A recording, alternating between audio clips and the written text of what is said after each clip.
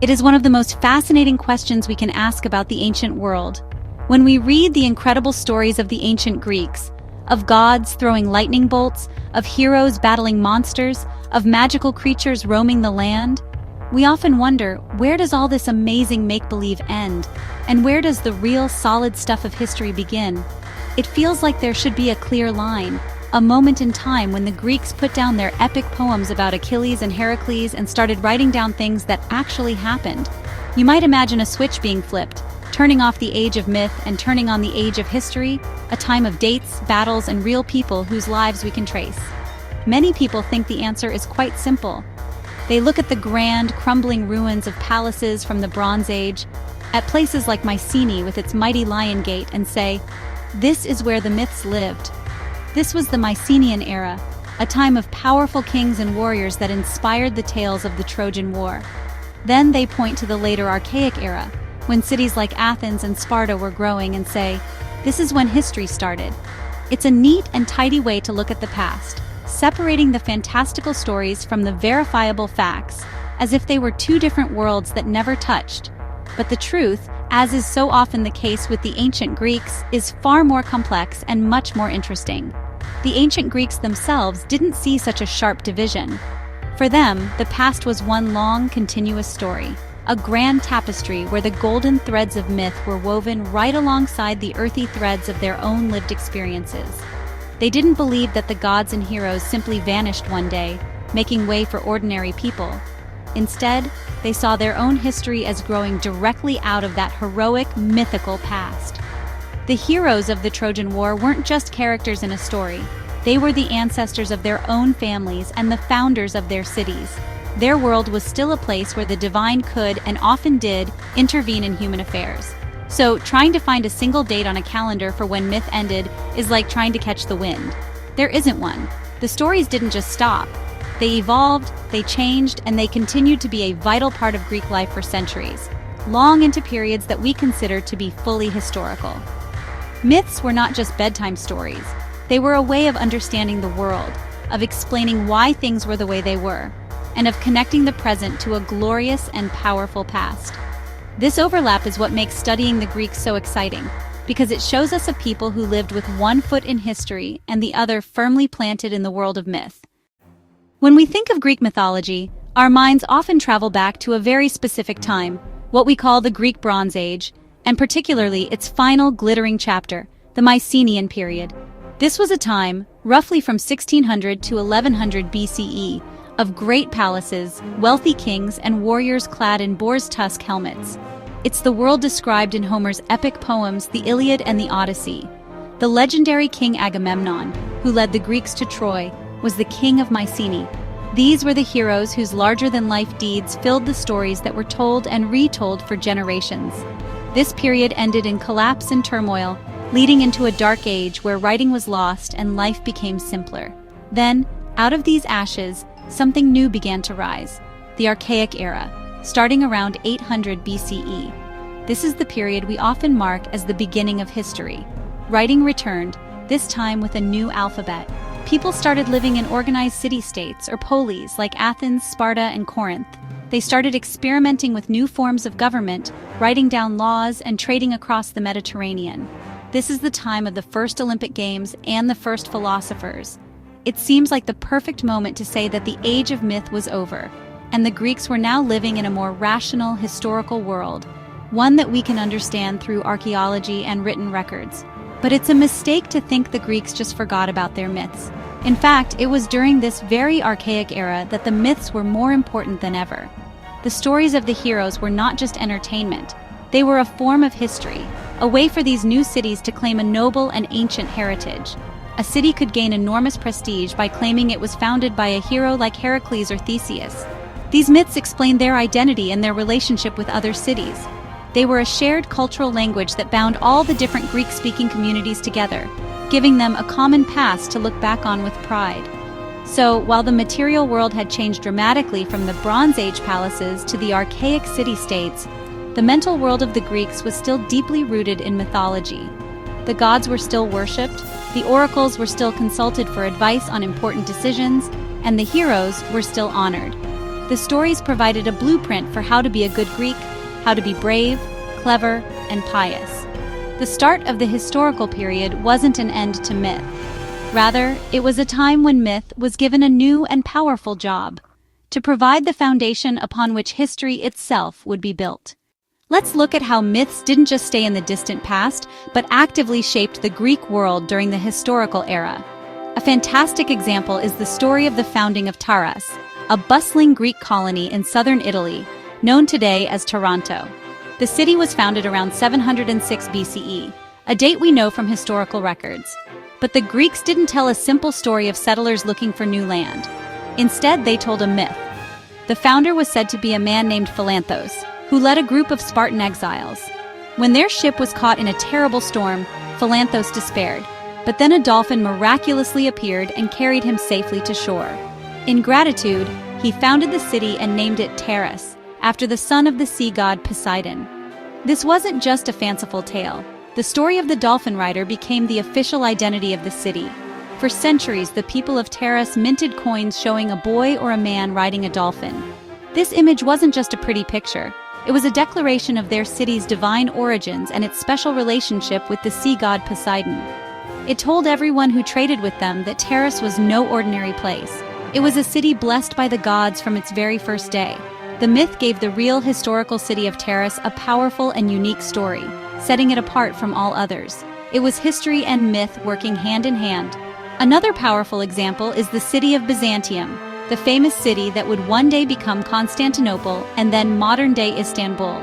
According to the historian Herodotus, the city was founded by a Greek colonist named Byzas in the 7th century BCE. But again, the story wasn't so simple. The legend says that Byzas went to the Oracle of Delphi to ask where he should build his new city. The oracle gave him a cryptic clue: he should settle opposite the land of the blind. Byzas was confused, but he sailed on. When he reached the Strait of the Bosphorus, he saw a group of Greek colonists who had built their city, Chalcedon, on the Asian shore. He realized they must have been blind to have ignored the spectacular European shore with its magnificent natural harbor. And so, Byzas founded his city right there, on the better side, fulfilling the prophecy. This story did more than just explain the city's name. It justified its existence and its superiority. It told the world that Byzantium's location wasn't a lucky accident, but a destiny foretold by the gods themselves through their most famous oracle. The story became a source of immense civic pride. It shows us once again that even when the Greeks were doing something as practical and historical as founding a new city, they used the language of myth to explain its importance and to give it a place in a world still governed by divine forces.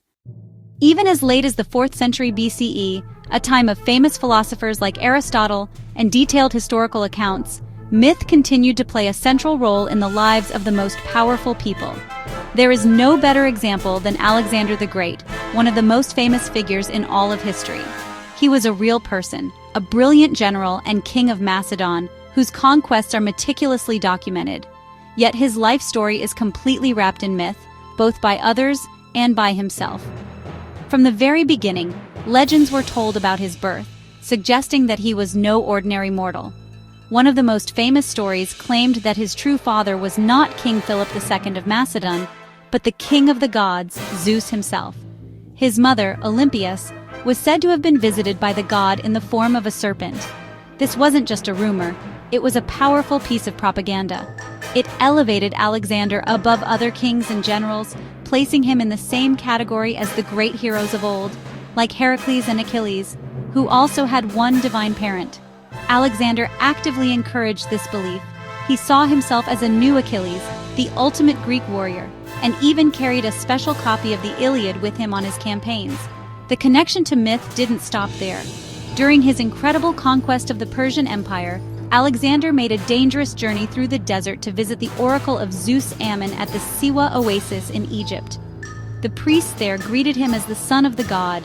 For Alexander, this was historical and political gold. It confirmed his divine status in the eyes of his Greek soldiers and his new Egyptian subjects who revered their pharaohs as living gods. He wasn't just conquering lands, he was fulfilling a divine destiny, following in the footsteps of heroes who had performed impossible labors. His actions were seen as a modern-day myth unfolding in real time. This shows us that even for a figure as undeniably historical as Alexander, myth was an essential tool. It provided a framework for his ambition and a justification for his unprecedented power. He understood that to lead the Greeks and to rule over a vast, diverse empire, he needed to be more than just a king. He needed to be a legend. By consciously styling himself as a hero from the age of myth, Alexander demonstrated that the old stories were not dead. They were living, breathing forces that could still shape the course of history and define the life of its greatest actor. So why did myths have such a long life? Why did they continue to be told and believed for hundreds, even thousands of years, long after the historical period had begun? Part of the answer lies in how these stories were passed down. For much of Greek history, most people couldn't read or write. Stories were told aloud, passed from one generation to the next in homes, at festivals, and in public squares. A good story, full of adventure, powerful gods, and relatable human struggles, was far more memorable and entertaining than a dry list of dates and facts. Myths were the lifeblood of this oral culture, the shared library of the Greek people. These stories were also incredibly flexible. A myth wasn't set in stone. Every time a storyteller or rhapsode performed a tale, they could change it slightly to fit their audience or to make a particular point. A myth could be adapted to explain a new political alliance, to celebrate a local hero, or to teach a moral lesson. This adaptability meant that the myths never grew stale. They could always be made relevant to the lives of the people listening, whether they lived in the 8th century BCE or the 4th century BCE. They were living narratives that grew and changed along with Greek society itself. Furthermore, myths provided answers to the biggest questions of all. Where did we come from? Why is the world the way it is? Why do we suffer? Why do we die? Before modern science, myths were the primary way people made sense of a confusing and often frightening world. A story about Demeter and Persephone explained the changing of the seasons. A story about Prometheus explained the origin of fire and human civilization. These narratives gave a sense of order and meaning to the universe. To abandon them would have been to abandon the very framework that held their understanding of the world together. Even when the Greeks started writing history in a way we would recognize today, with historians like Herodotus and Thucydides, they didn't simply discard the myths. Herodotus, often called the father of history, fills his work with legends, divine interventions, and tales he has heard from others, presenting them alongside his more factual accounts. He saw no reason to separate them completely.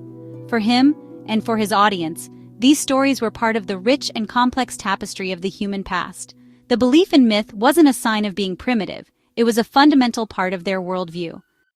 In the end, asking when Greek mythology ended and history began is like asking at what exact point a child becomes an adult. There is no single day or simple answer. It is a slow, gradual process of change, with long periods of overlap where the old and the new exist side by side. For the ancient Greeks, myth was not the opposite of history. Instead, it was its foundation, its prequel, and its constant companion. The world of the gods and heroes was the soil from which the historical city-states grew, and its roots ran deep, nourishing Greek culture for its entire existence. This tells us something profound about how the Greeks saw themselves and their place in the world. They did not live in a disenchanted reality of cold, hard facts. Their world was alive with meaning, story, and the presence of the divine. Their past was not a closed book, but a source of living power that could be accessed in the present. A politician could argue his case by citing a myth. A general could inspire his troops by comparing them to ancient heroes, and a city could stake its claim to greatness by tracing its origins back to a god. Myth was a practical and powerful force in everyday life. The line we draw between myth and history is, in many ways, a modern invention. We like to separate fact from fiction, science from belief, but the Greeks lived more comfortably with the ambiguity. They understood that a story could be true in more than one way. A myth might not be factually accurate in every detail, but it could contain deep truths about human nature, about society, and about the relationship between mortals and the cosmos. The story of Icarus flying too close to the sun isn't a historical event, but it tells a timeless truth about the dangers of arrogance. Ultimately, the great lesson from the Greeks is that a culture's understanding of its past is always a blend of memory and myth, of things that happened and stories that are told about them. The Greeks built their civilization on this powerful combination. They looked back to a legendary past to inspire their historical present and to build their future. By refusing to let go of their myths, They created a culture of incredible richness and enduring power, one that continues to fascinate us because it shows a world where history was never just a list of events, but a grand unfolding story.